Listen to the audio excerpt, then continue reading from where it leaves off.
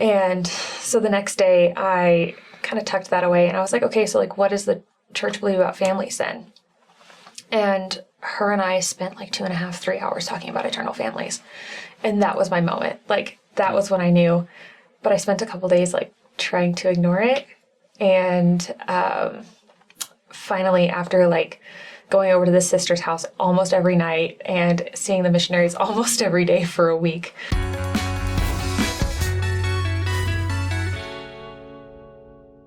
Hey everybody, welcome back to the show. We are here today with yet another very special guest, Tatiana. Welcome. And we're gonna give you a little clickbait here because Tatiana is very pregnant. Oh. Whoa. And could give birth at any moment. So keep watching, don't click away, and we might have an emergency situation on it. This is getting weird. Let's just get right into it, shall we? Welcome to the show. Maybe tell us a little bit about yourself, and we're going to be hearing your conversion story today. So give us a little background on you, and then we'll jump in. Okay, so I grew up in the Midwest as a non-member. Midwest, like what's? Oklahoma. Okay. So, cool. Thick of the Bible Belt, Yeah. right in there. Grew up evangelical Pentecostal. So, in the church I grew up in, we were allowed to wear pants and cut our hair. But that's about as far as that went. We did the whole speaking in tongues thing and all that fun stuff. When I was about 16, 17, I started to feel like that wasn't the right place for me. There was just some conflicts where modesty was a big part of the Pentecostal movement when it initially started, but in the church I grew up in, it really wasn't that big of a deal, and so like people would wear Daisy Dukes on stage, and stuff like that, and I just felt really uncomfortable with it. I felt like modesty was probably more important, and so that kind of drove me away to try and find something different because I knew I was missing something, or at least I felt like I was missing something. So I left the church I grew up in, started studying Islam of all things, because I knew there was something after. I knew there had to be something after Christ came. Like there had to be something else. Like a church or an organization? Yeah, there had to have been like, it couldn't have just been, every man for himself. Yeah, kind of. Like it couldn't have been the resurrection happened and then the end. Like Bible, done. Yeah, like we're done. God's never going to talk to us again. Like, good luck. Yeah. And see you after you die. Yeah. Like we'll see you later, whatever. So I started studying Islam and agreed with the fact that there was another prophet after Jesus was here, but wasn't entirely sure if I completely agreed with Islam. So after a few months of studying, I walked away from that. Started looking into other churches in my area, the whole time saying I would never be LDS. Because I grew up in the Midwest, and we hear a lot of crazy things about members in the Midwest. We have horns, and we throw virgins off the Salt Lake Temple, and like that's they're still doing those. Oh yeah. My gosh. Those are like super common where I'm from. So wow. Which is a lot of fun going back home now. But I bet. So then I realized that I liked more traditional churches. So I went through the process to become Catholic twice, and both times it fell through. Ended up being Lutheran for a few years while I was married to my ex-husband. And right after I married my ex-husband, I went through basic training for the Army. And there were two people that I was going through basic training with who were members. And one was male and one was female. And because of this like buddy system rule, there had to be a third person in that group since they were, one of each gender. Yep. So I said, oh yeah, I'll tag along because they're the longest services because it was still 3 hours. And went to LDS services for like 10 weeks. And the whole time I was like, these people are crazy. Read 1 Nephi chapter 1 like 3 or 4 times. And the whole time I'm like, these people are just insane. There's no way. Got out of training, and the person that I had really grown close to that was a member ended up leaving the church and having his name removed from the rolls. And that kind of pushed me to be like, okay, well, clearly these people are crazy. And if other people are leaving, then like I want to show people how wrong the church really is. So I kind of sat on that for a couple of years, was busy with other things in my life and kind of doing the crazy things that you do when you're young and not a member and just kind of doing whatever. And my ex-husband deployed. And while he was gone, I had a lot more freedom to do things and kind of got back on this weird hook of like, okay, let's prove the church wrong. Like, let's go ahead and do it. So I started watching a ton of ex-member content and anti-church content, but that messes with your YouTube algorithm and throws a ton of members in. So this channel popped up, Al Fox Caraway came up, Sunday Jess came up, and started watching all of them too, because I was like, well, clearly I can prove the church wrong by watching them too. Like, I get better at it. You wanted to like prove to yourself that they weren't a threat. Yeah. You could outsmart. Yeah, I could totally outsmart them. And Backfired. it completely backfired. But I didn't know any members, and I was in a town, I was in Fort Riley, Kansas, which has a church on every street corner, but none of them are LDS churches. None of them are meeting houses. So I was like, okay, I kind of want to contact the missionaries, but I kind of don't. Like, I don't know anybody, and since I don't know anybody, I don't feel comfortable reaching out. Like, so my friends and I went to an IKEA in Kansas City, and we bumped into someone there who ended up becoming like a really good friend of mine for a while, who was a member. And I found out the next day that they were a member after we had talked for like 2 hours, and they've been like, oh yeah, I lived in the South Pacific for a year. And, I have a tattoo, but my family doesn't like it because they're really religious, and like went through naming all these things that like ticked the boxes for being a member.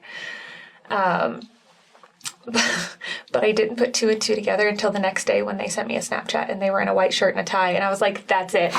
You're a member. You've got to be like that white shirt and a tie, because none of us do that anymore.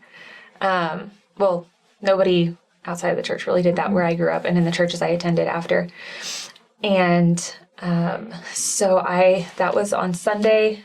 Monday, I contacted the missionaries, did a tour of the meeting house that night, and got a Book of Mormon, and was baptized 26 days later.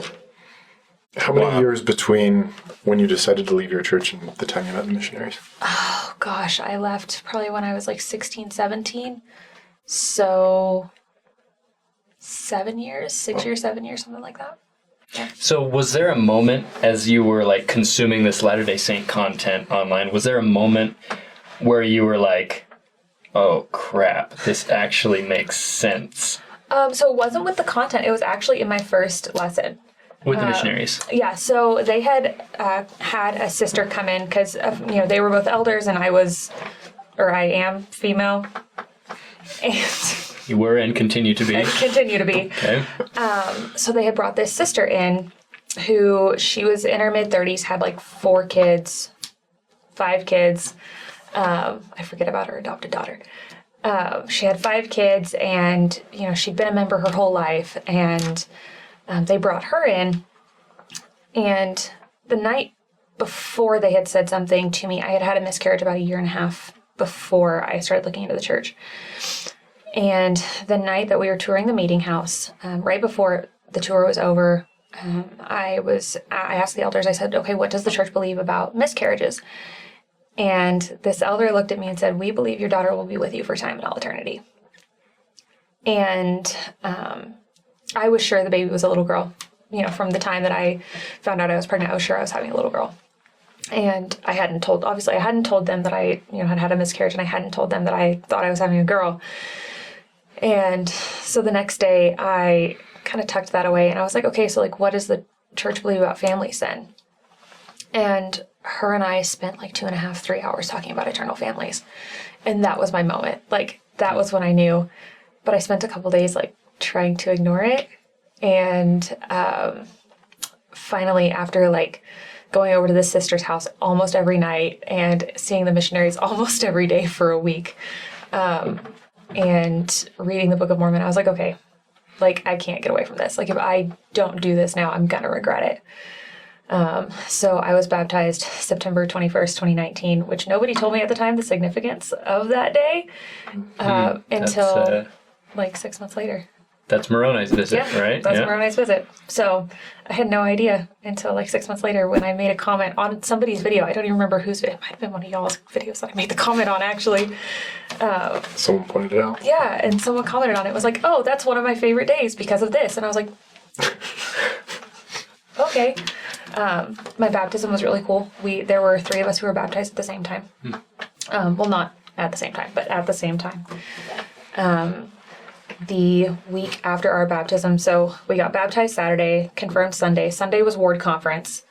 Wednesday, we all got our temple recommends. Saturday, we went and did baptisms. Sunday was stake conference. The next weekend, no. The Sunday after we went to the temple was fast and testimony because general conference was coming up. So we had fast and testimony, and then we had general conference, and then we had stake conference. And that was my first month and a half in the church. So and that was September 2019. So then you had COVID. So then I had COVID. So then nothing happened. Was that hard as a new member? Yes and no. I was a medic in the National Guard. And so during COVID, I had been working in a clinic initially and helping with a lot of COVID stuff in the clinic. And then I got called up on COVID orders. And so I got pulled to a town 6 hours away in the western edge of Kansas and, wasn't seeing anyone that I regularly attended church with. Wasn't receiving the sacrament regularly because I was in a new area and nobody knew who I was. And I didn't know who to contact yet. And so I went 4.5 months without receiving the sacrament. And was kind of on my own. I was doing pathways. And so I was getting fed from, my own scripture study, but then having Institute online, that was helpful, but it just wasn't the same as being around people. And I really had to learn to rely on my own testimony instead of the people around me, which I had a little bit of time building on other people. And then all of a sudden, all these people are gone. And it is just me learning how to handle my own testimony. And that was really, it messed with your head a little bit at first. But it's probably some of the best 6 months of me being a member. And it probably was the best thing that could have happened at that time for me because I was starting to rely on other people way too much. So what kept you strong during that time? What was your... Looking back, just knowing the church was true. At the end of the day, I knew the church was true even if, everyone around me didn't agree with me. And nobody really knew that I was a member yet either. I didn't tell my family that I was a member until after I got endowed. Which was about a year later? Halloween of 2020. Oh. So I had to get special permission because only the missionaries were going through at the time. Great Halloween, everybody! I believe it was our most horrible yet. Thank you, everyone. Oh, that's funny. So, and I was supposed to be deploying 2 months later. And ended up getting special permission. Went through and got pulled off the deployment a month later. And it was 2 weeks later that I got pulled off. And that's when I moved to Utah. What was your family's reaction? My mom kind of already knew because she asked me Christmas of 2020, right before I came out for Christmas. Because I had been talking more about the church. But I wouldn't acknowledge that I was a member, but I would kind of argue with her about things about the church. She would say something weird and I'd be like, oh, that's not true. Or I'd be like, yeah, I went to, an LDS Church service today. And she'd be like, okay, you're a little weird, but whatever. So finally she confronted me about it right before Christmas, right before I went home. And she was very welcoming after letting it sit in. Once it kind of finally sunk in, she was like, okay, this is fine. At least my daughter's not on this crazy train anymore. She's finally getting fed. And the church that I grew up in, we were always, the thing that our pastor always said was it doesn't matter where you're going as long as you're getting fed. And was he the same pastor telling you that we had horns and we're throwing? Surprisingly, no. Good. Because a lot of times we get, it doesn't matter where you go to church. Just not that one. Not that one. Not that one. Yeah. So my mom was very open once she finally kind of understood that like I was content where I was. I was finally happy for the first time in years. I've struggled with my mental health for a really long time, and finally seeing that I was somewhat stable somewhere made a big difference for her. And now it's really funny. Like sometimes, like even this morning, I sent her a quote, I think by President Nelson this morning, and she was like really receptive. She was like, "Oh, I absolutely love this," and I was like, okay, all right. You sure? You okay? Yeah, like they let us have an LDS hymn at my grandpa's funeral back in December and everything, and so like they're finally Warming up. But it took a minute, Yeah. because it's not easy to see your kid go like completely leave the church that you grew up in. Sure. And my family had been in that denomination since that denomination started, and so it was hard. Nobody leaves. So I have to ask, sorry to go back to this horns thing, because I thought that was a rumor that had died out, but apparently it is alive and well in the Midwest. Yeah. Was that just a slur that people would bring up, or do people actually believe? No, people will actually bring it up and ask you. Really? Because one of my friends was like, "So do you get the horns after you're baptized, or what do you have to do to get them?" And I was like, they were serious. Yeah, she was like, "What happens? How do you guys hide them?" And I was like, "Oh my gosh, this can't be happening." That is awful, but I'm slightly giddy about it because it's hilarious. I'm happy and angry. But it's the same as people still think that we practice polygamy. Mm-hmm. And so there's a running joke in our family that I'm one of his 6 wives. Her husband is off camera, but that's who she's pointing at. That I'm one of my husband's 6 wives. And I mean, now it's a running joke. The whole family knows it's not real. And it comes up whenever we need a good stress relief. But at the time, he made the joke not knowing that they thought it was real. Yeah. And so then they got really worried for a minute. Oh, I bet. And I was like, no, we don't practice polygamy anymore. It's okay. What was the biggest surprise to you? Moment of, oh, this isn't what you actually believe. This is... Oh, gosh. There was a lot of them. There was a lot of, I think almost everything, because I thought the church was so different from what it actually is. I thought we had nothing in common with the church that I grew up in. I thought that I would have to leave behind everything that I grew up with, and really, I haven't had to leave anything behind. Of course, there's some changes that you make when you join the church, but they're all worth it. And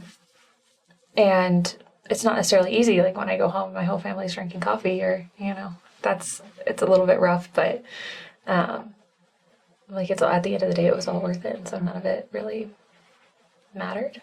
Yeah, it's. So you went through a period of time where you were seeking out reasons to not believe and and ways to convince believers to not believe. And then you end up joining the church and going through the COVID period and having to learn how to kind of stand on your own 2 feet as far as your testimony goes. And I'm sure you had, friends and family members, concerned about you joining the church and maybe giving you reasons. Hey, did you know about this thing from their history and things like that? How did you deal with those kind of difficult questions? Surprisingly, the Army helped me a lot. Jesse, listen to me. Remember your training. When Combat Carl gets stuck in a jam, he says to himself, Combat Carl never gives up. Really? Because there's this, thing that we do in the Army where if someone asks you a question during, a board or something like that, you can always be like, I don't have your answer right now, but I'm going to go find out and I'll come back to you. And so that was something that I did a ton of. When I was super early on, I would get kind of defensive. And then I realized that was completely pointless, because that's what a lot of people want, is you to be defensive and for you to be on edge. And I knew that wasn't going to get me anywhere. So I did. I would be like, let me look into this myself. Let me see what I can find about it and then come back to you. And it digs up things in church history that maybe I wasn't necessarily prepared for, but it helped me grow my testimony anyways. Because a lot of times when I find things that I don't necessarily like or agree with, I come back to this idea that, like, it's okay because we're all human, like, realizing, you know, like, if a prophet did something before they were a prophet, or even while they were a prophet, that might have been a little iffy, like they're still human. Yeah. Like, they may be prophets, but they're still human. And they make mistakes just like we do, and it's okay. And so... Remember when Moses killed a guy? Oh, yeah, that one time. Who did this?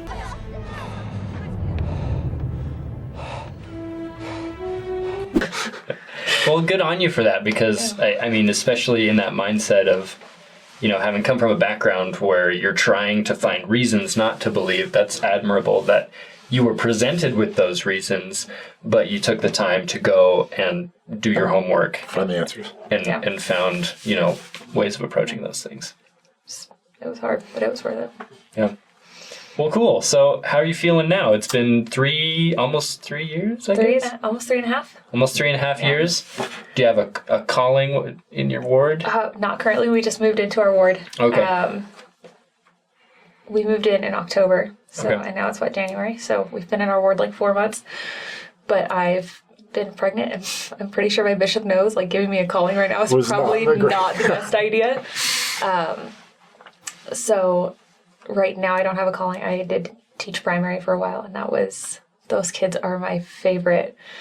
I had 7-year-olds, and I have tattoos. We were in. I know. Oh my gosh. I have 7. Trust me. The little kids acted the same way. And there was a little boy in my class and we were in St. George, and it was summer. So of course I was going to wear short sleeves. Forget what anyone says about seeing my tattoos. I don't care at this point. It's 120 outside. And so I went to teach primary for the first time, and the little boy leaves my class and goes to his mom and is like, "Mom, she has tattoos. Is she a bad person?" Oh. And she was like, no, she just does things, she just, you know, did things different than we do. It's okay. And then I was his favorite teacher by the end. But, like, when she came up to me a few weeks later and she was like, "Hey, he said this, like, just so you know, I told him, no, it's okay, but, like, just so you know, this is totally the conversation we had." And I realized then how different it is being a member in Utah versus outside of Utah, because nobody cared in Kansas. And in Utah, people were like, "What is this? Yeah. Like, you need to wear long sleeves." Like, Hopefully we can get over that. we're working on it. Progress. Little Yeah. We're progress. getting there. So final question for you, for people that, I mean, I do unfortunately think that there are some people that maybe watch our show and are just looking for problems. Like I did. Yeah, a little bit like that. What advice would you give to people that are maybe just kind of checking out the church to see what we're all about, see whether we have horns or not, that kind of stuff? Honestly, to keep an open mind. It's a bald spot. To try and keep an open mind. It's really hard when you're going in looking for the flaws. But at some point, something might stick. And to not be afraid of that something sticking either. Because I was terrified of it when it did stick. Because it's terrifying with all the things we've heard about the church and all the things that we try and find about the church. To finally have something hit you and really resonate with you is terrifying, but that's okay, because it's probably going to happen at some point anyways. Like, if you dig into the church long enough, it's probably going to happen to you too. So, yeah. Love it. Tatiana, thank you for being with us today. Thank you for sharing your story. If people have questions for you, where can they go? What's my Instagram handle? Oh, crap. I don't remember my Instagram handle. Yeah. Tatiana can't remember her Instagram handle right now, which is a good thing because, social media, who needs it? But we'll figure it out and we'll put it in the YouTube description below or maybe on the screen here or whatever. We'll put it somewhere where you can find it. Thank you for being here. This has been great. I don't have anything else to say. Cameron, anything? If you're watching this and you have questions about the church, check out the church's website, get in contact with your local missionaries, and or we can get in we contact can help you. with them for you. Yeah. We're pretty good at that. Go check it out. See you guys.